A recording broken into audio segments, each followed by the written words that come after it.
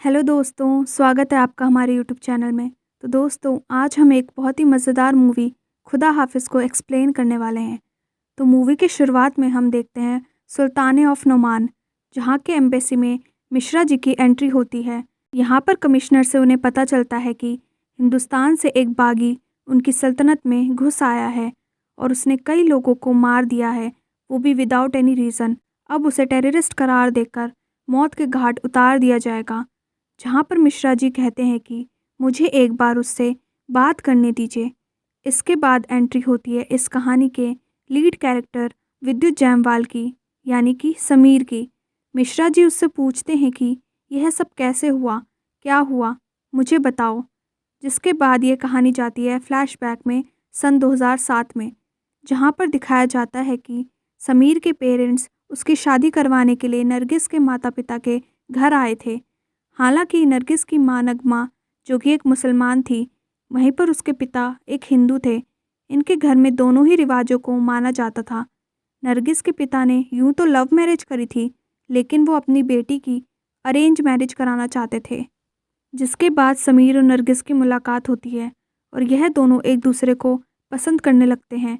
समीर तो न जाने बस नरगिस के ख्यालों में ही खोया रहता था और फिर 2 महीनों बाद इन दोनों की शादी हो जाती है, वो भी दोनों रस्मों रिवाजों से। इसके बाद कहानी में एक इंटीमेट सीन भी आता है और वक्त धीरे धीरे आगे बढ़ रहा था। अब 2008 आ चुका होता है। यहाँ पर मंदी की मार ने पूरे देश को हिलाकर रख दिया था।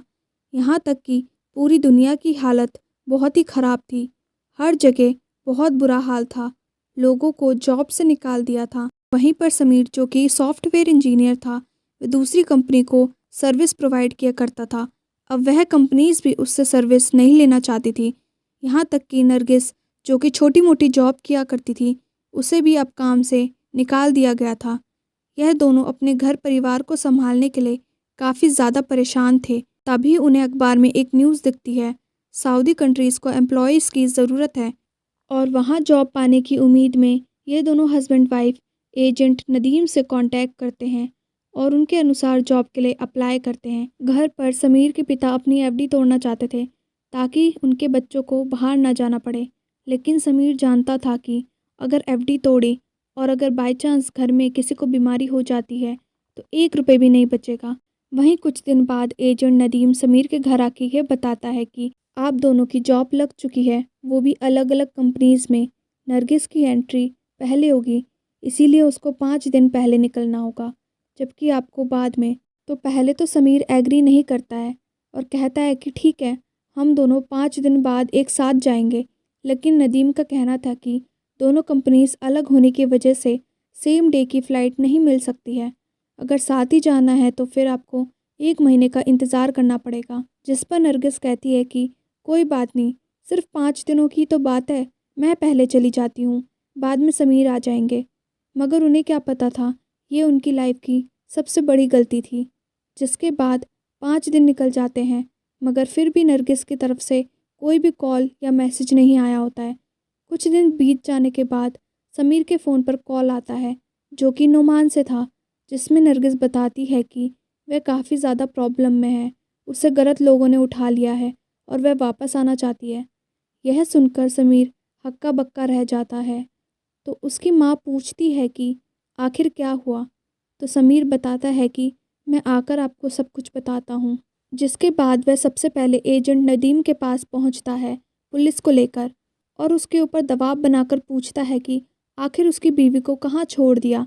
तो नदीम बताता है कि मैं आपको कॉल करने ही वाला था, क्योंकि नरगिस को जहाँ पर उतरना था वह इस पॉइंट पे ना उतर के कहीं और चली गई। इन्वेस्टिगेशन जारी है, आप टेंशन मत लीजिए, मैं ज़रूर कोई ना कोई हल निकाल लूँगा। लेकिन समीर इस बात को जानता था कि अगर उसने देरी करी तो उसकी बीवी के साथ कुछ भी गलत हो सकता है। इसीलिए अगले दिन वो फ़्लाइट से सीधा नुमान पहुंच जाता है, जहां पर एयरपोर्ट से बाहर निकलकर उसे एक टैक्सी ड्राइवर मिलता है जिसका नाम होता है उस्मान। उस्मान को समीर काफ़ी परेशान दिखाई पड़ता है, तो वो उससे पूछता है कि मैं आपकी किसी प्रकार से मदद कर सकता हूँ। तो समीर कहता है कि मुझे यहाँ की एक सिम लेनी है, इसलिए वो उसे एक जनरल स्टोर पे ले जाता है, जहाँ पर समीर एक सिम खरीदता है और उन नंबर पर कॉल करता है जिन पर उसने जॉब के लिए अप्लाई किया था, मगर वह सारे नंबर बंद आते हैं। जिसके बाद वह पुलिस स्टेशन जाता है अपनी बीवी की गुमशुदा की रिपोर्ट लिखवाने के लिए। मगर पुलिस वालों का कहना था कि यह सब कुछ एम्बेसी का मामला है, इसमें वो लोग कुछ नहीं कर सकते हैं। समीर वहाँ से एम्बेसी भी जाता है, मगर वहाँ से भी उसे निराशा ही हाथ लगती है, क्योंकि एम्बेसडर तो 2 दिन बाद आने वाले थे। उसने अपनी सारी उम्मीद खो दी थी, मगर उस्मान उसे विश्वास दिलाता है कि खुदा तुम्हारी मदद करेगा और वह हर सच्चे इंसान की मदद करता है। अब समीर पेशे से तो सॉफ्टवेयर इंजीनियर था, तो उसे नेटवर्क मार्केटिंग की काफ़ी अच्छी नॉलेज होती है। इसलिए अगले दिन वो नुमान के टेलीकम्युनिकेशन सेंटर यानी कि नुमान के सिम कार्ड के मेन हेडक्वार्टर में पहुंचता है, जहां उसे उन नंबर्स की डिटेल मिल जाती है जहां से नरगिस ने कॉल किया था। उसका नाम था परवेज़ अशरफ। परवेज़ का एड्रेस लेकर समीर सीधा उसके एड्रेस पर पहुंचता है, मगर यहाँ पता चलता है कि वो तो अपना घर छोड़कर 1 हफ्ते पहले ही यहाँ से निकल चुका था। समीर अगेन काफ़ी ज़्यादा परेशान हो जाता है, जिसके बाद उसकी मुलाकात अगेन उस्मान से होती है और समीर उसे अपनी सारी सिचुएशन बताता है। तो उस्मान कहता है कि यहाँ पर मेरी पहचान के कुछ लोग हैं जो कि परवेज़ की पूरी जानकारी निकाल सकते हैं। जिसके बाद अगले दिन लोकल माफिया गैंग का एक बंदा आकर उस्मान को यह बताता है कि परवेज़ अशरफ लड़कियों की ट्रैफिकिंग करता है, यानी कि जिस्म फरोशी उसका पुराना धंधा है, और नरगिस को भी इसलिए यहाँ लाया गया था। तो यहाँ पर दोनों मिलकर प्लान बनाते हैं कि नुमान के हर एक रेड लाइट एरिया में जाएंगे। पहले कुछ जगह जाने पर उन्हें कुछ भी नहीं पता चलता है, तो कुछ लोग कहते हैं कि तुम्हें जन्नती रेड लाइट एरिया में जाना चाहिए, वहाँ पर तुम्हें बहुत ज़्यादा ऑप्शंस मिलेंगे। जिसके बाद दोनों सीधा जन्नती ही रेड लाइट एरिया में पहुँचते हैं। यहाँ पर हक्कल रुबानी करके एक दलाल था, जो कि समीर को पूछता है कि तुम्हें कौन सी लड़की चाहिए। तो समीर एक एक करके उन सारी लड़कियों की फ़ोटोज़ को चेक करने लगता है, जिसमें फाइनली उसे नरगिस की फ़ोटो मिल जाती है। गुस्से में समीर उसका मुंह ना तोड़ दे, इससे पहले उस्मान कहता है कि लड़की को एक बार बुलाओ। समीर उसे देखना चाहता है, और जैसे ही नरगिस समीर के सामने आती है तो वो रोने लगता है और कहता है कि वो इस लड़की के साथ बाहर कुछ टाइम स्पेंड करना चाहता है, मगर वो उन्हें ऐसा करने से मना कर देता है और कहता है कि जितना टाइम स्पेंड करना है यहीं करो, वरना यहाँ से निकलो। नरगिस, जो कि ड्रग्स के नशे में थी, वह समीर को देखते ही उसका नाम पुकारने लगती है। तो रोमानी को लगता है कि यह दोनों एक दूसरे को जानते हैं। इस मामले को जल्दी ही यहाँ ख़त्म करना पड़ेगा, वरना पुलिस आकर इन्वेस्टिगेशन चालू कर देगी। इसी चक्कर में यहाँ पर समीर और बाकी लोगों में फ़ाइट हो जाती है, मगर समीर अपनी आंखों के सामने नरगिस को कैसे ज़्यादा देख सकता था, इसलिए वो सभी पर भारी पड़ता है। मगर एंड में यहाँ पर एक चाकू का वार होता है, और इससे बचने के लिए समीर को नरगिस का हाथ छोड़ना पड़ता है। यहाँ पर सारे गुंडे समीर को बेरहमी से मारने लगते हैं, लेकिन उसी वक्त उस्मान आकर समीर की मदद करता है और कहता है कि अगर हम यहाँ से निकल गए तो पुलिस को लाकर इनके खिलाफ एक्शन ले लेंगे। मगर रास्ते में जाते वक्त उन लोगों ने उनका रास्ता रोक लिया था, और इसी बीच उनकी गाड़ी दूसरी गाड़ी से टकरा गई, जिस वजह से पुलिस ने उन्हें पकड़ लिया। और यहाँ कहानी आ जाती है प्रेजेंट टाइम में, जहाँ पर मिश्रा ने समीर की पूरी डिटेल्स ले ली थी। इस मामले को संगीन समझते हुए वहाँ के कमिश्नर ने वहीं की पुलिस एजेंट को बुलाया, जिनका नाम था सैफ। वह उल्टा समीर को भला बुरा कहने लगता है। उसे लग रहा था कि समीर एक रॉ एजेंट है और यहाँ हमारे देश की सीक्रेट इन्फॉर्मेशन निकालने के लिए आया है। इसलिए वह समीर को बाकी कैदियों के साथ एक सुनसान जगह पे ले जाता है। समीर को यह लगने लगा था कि अब उसका एनकाउंटर हो जाएगा, मगर यह उसकी गलतफहमी थी, क्योंकि यहाँ पर सैफ उसकी मदद करने के लिए आया था। वो कहता है कि तुम यहाँ की पुलिस की नज़रों में एक फ़रार कैदी हो, मगर मेरी नज़रों में एक सच्चे इंसान हो जो कि अपनी पत्नी को वापस पाना चाहता है, इसलिए मैं तुम्हारी मदद करूँगा। हम मिलकर कमिश्नर गाजी की मदद मांगेंगे। जिसके बाद वे कमिश्नर गाजी के सामने ये पूरा सिनेरियो रखते हैं, जहाँ पर गाजी तमीना और सैफ को इस पूरे मिशन को लीड करने के लिए कहता है। अब यह दोनों मिलकर इस पूरे काम पर बारीकी से नज़र डालते हैं और एयरपोर्ट की सीसीटीवी फुटेज चेक करते हैं, जिस दिन नरगिस की फ़्लाइट लैंड हुई थी। यहाँ पर हम देखते हैं कि ब्लैक कलर की वैन में एक अनजान आदमी बहुत सारी लड़कियों को अपने साथ लाया था, मगर उसकी शक्ल उस वक्त सीसीटीवी फुटेज में नहीं आई थी। ऐसा लग रहा था मानो उसे सारे कैमरा एंगल पता हो। यहाँ पर अब वो लोग वैन के सारे नंबर ट्रेस करने लगते हैं, जहाँ उन्हें पता चलता है कि वैन तो किराए पर ली गई थी और किराए पर जिस आदमी ने वैन को शेयर किया था वह आदमी इंटरनेशनल मॉडल्स का काम किया करता था। यानी कि अगर पुलिस वाले उसके घर जाते और उसको कैद करते तो वो यह कह के छुड़वा लेता कि वो इंटरनेशनल मॉडल्स के लिए काम करता है, तो लड़कियों का आना जाना उसके लिए आम बात है।